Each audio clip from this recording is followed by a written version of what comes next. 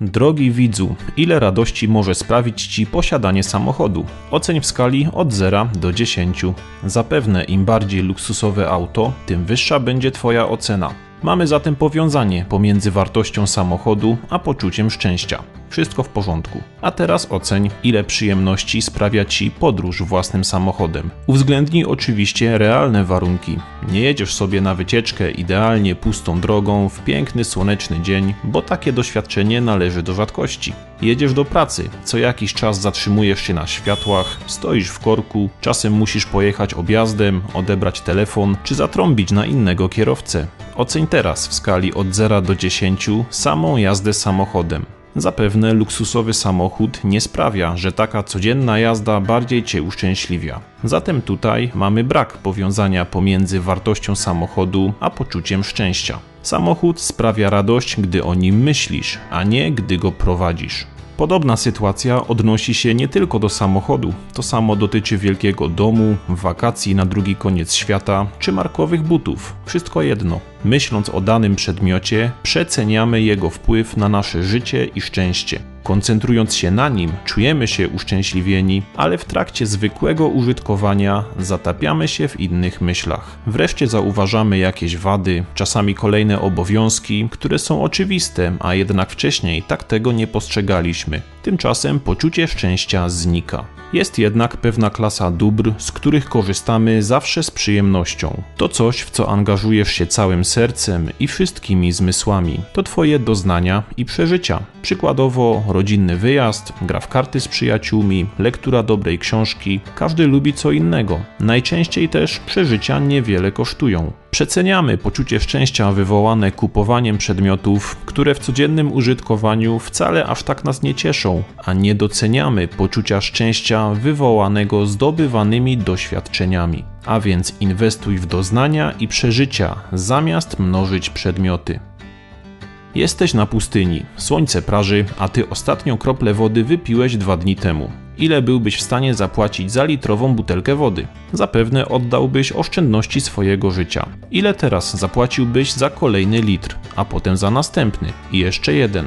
Każda kolejna butelka jest Ci coraz mniej potrzebna, więc jest dla Ciebie coraz mniej warta, a w pewnym momencie po prostu przestajesz jej potrzebować. Tak samo jest z wszystkimi dobrami: wodą, ubraniami, samochodami, kanałami telewizyjnymi, a przede wszystkim z pieniędzmi. No więc pytanie zadawane od tysiącleci: czy pieniądze dają szczęście? Dla ludzi biednych potrzeba posiadania jakichkolwiek pieniędzy ma ogromne znaczenie, bo ich brak oznacza życie w prawdziwej nędzy. Podobnie jak ogromne znaczenie ma brak wody dla spragnionego człowieka na pustyni, za którą oddałby wszystko, co posiada. Przy odpowiednio wysokim dochodzie każde kolejne pieniądze znaczą już coraz mniej. Podobnie jak coraz mniej znaczy kolejny litr wody na pustyni. Oczywiście najlepiej byłoby mieć już odłożone tyle pieniędzy, aby się nimi nie martwić i nie potrzebować więcej. Tego Ci życzę. Ale po przekroczeniu granicy ubóstwa i z odpowiednimi oszczędnościami, to inne czynniki niż pieniądze zadecydują o Twoim poczuciu szczęścia.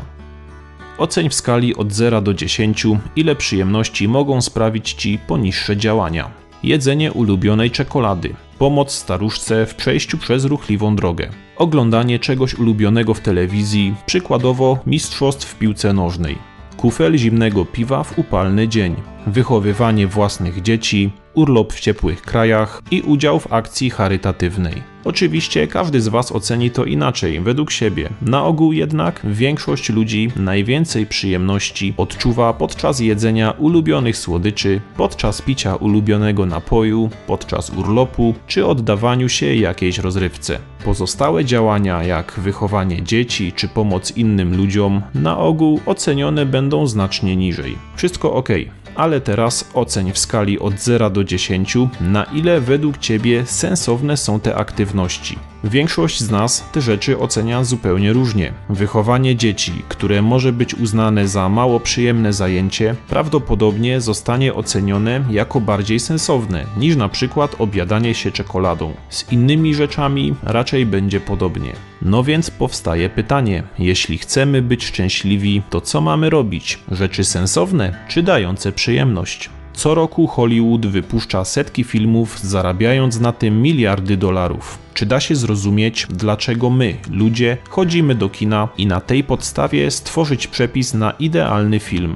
Idąc w kierunku teorii o natychmiastowej przyjemności, sukces filmu pewnie zagwarantuje duże napięcie, bez nudy i stresu, aby wyrwać widza z banalnej rzeczywistości, do tego piękne aktorki, przystojni aktorzy i historie z happy endem. Ale jednak cały czas pojawiają się hity filmowe w stylu Zielona Mila, Piękny Umysł, Szeregowiec Ryan, czy Skazani na Shawshank, czy wiele innych, które sprzeczne są z teorią podążania za natychmiastową przyjemnością. Nawet smutny i niskobudżetowy film może zyskać wielu widzów, jeśli ma wystarczająco dużo sensu. Zatem postaraj się zachować równowagę pomiędzy przyjemnością a sensownością. Gdy już uratujesz kawałek świata, przeprowadzając staruszkę na drugą stronę ulicy, to później bez skrupułów pozwól sobie na zimny kufel piwa. A jeśli wciąż nie wiesz, w jaki sposób być w życiu szczęśliwym, to zajrzyj do książki, do której link zamieściłem w opisie pod tym filmem.